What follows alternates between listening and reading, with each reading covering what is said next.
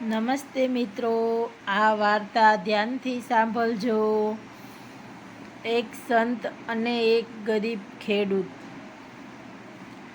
આ વાર્તા એક નાના ગામની છે, જ્યાં ભીમ નામનો એક ગરીબ ખેડૂત રહેતો હતો.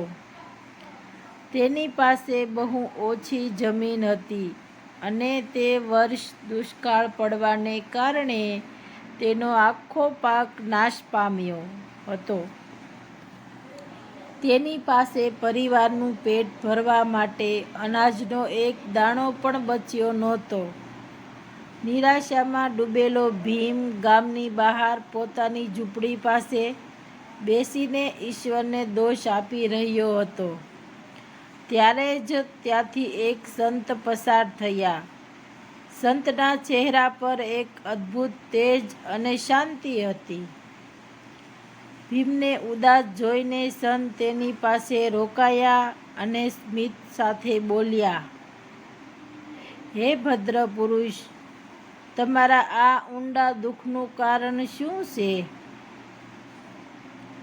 ભીમે રડતા રડતા પોતાની આપવીતી સંભળાવી. મહારાજ, હું એક ગરીબ ખેડૂત છું. વરસાદ ન પડવાને કારણે મારો આખો પાક સુકાઈ ગયો. હવે મારી પાસે ન તો વાવવા માટે બીજ છે કે ન ખાવા માટે રોટલા. મારી કિસ્મત જ ખરાબ છે. ભગવાને મને ભટકવા માટે છોડી દીધો છે. સંતે ભીમની વાત ધ્યાનથી સાંભળી પછી તેમણે જમીન પરથી એક મુઠ્ઠી સૂકી માટી ઉપાડી અને ભીમ તરફ લંબાવતા બોલ્યા, ખેડૂત ભાઈ, શું તું આ માટીને જોઈ રહ્યો છે? ભીમે ચીડાઈને કહ્યું, હા મહારાજ, આ એ જ ઉજ્જડ માટી છે જેણે મને બરબાદ કરી દીધો. સંતે શાંત ભાવે કહ્યું, ના, તું ખોટું જોઈ રહ્યો છે. તું આમાં બરબાદી જોઈ રહ્યો છે, જ્યારે આમાં જીવન છુપાયેલું છે. ખેડૂતની અસલી તાકાત વરસાદ કે બીજમાં નથી, પણ તેના ધૈર્ય અને મહેનતમાં હોય છે. પ્રકૃતિ તારી પરીક્ષા લઈ રહી છે. સંતે પોતાના કમંડળમાંથી બીજના કેટલાક ખાસ દાણા કાઢ્યા અને ભીમને આપતા કહ્યું, આને તારી જમીનમાં સૌથી સૂકા ભાગમાં વાવી દે અને રોજ તારી મહેનતનો પરસેવો આમાં વહાવ. ફરિયાદો કરવાનું છોડી દે અને માત્ર તારા કર્મ પર ધ્યાન આપ. ભીમને સંતની વાતોથી એક નવી આશા મળી.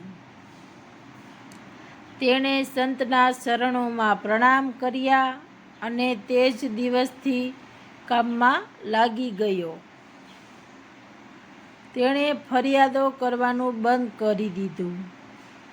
કાળઝાળ તડકામાં કૂવામાંથી પાણી ખેંચીને જમીન સિંચી અને બીજ વાવી દીધા. થોડા અઠવાડિયામાં ચમત્કાર થયો.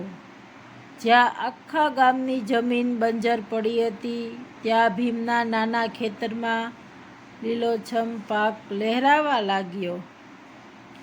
સંતે આપેલા બીજ બહુ સક્ષમ જાતના હતા, જે ઓછા પાણીમાં પણ ઉગી નીકળતા હતા.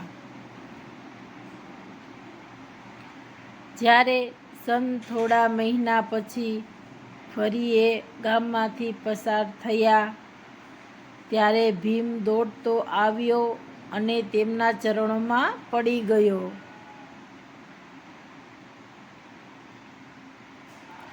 ભીમે કહ્યું, મહારાજ, તમે મને ચમત્કારી બીજ આપ્યા, જેનાથી મારી ગરીબી દૂર થઈ ગઈ. સંતે તેને ઊભો કરીને ભેટી પડ્યા અને બોલ્યા, મારા બીજ તો માત્ર એક બહાનું હતા. અસલી ચમત્કાર તો તારી વિચારસરણી અને મહેનતે કર્યો છે.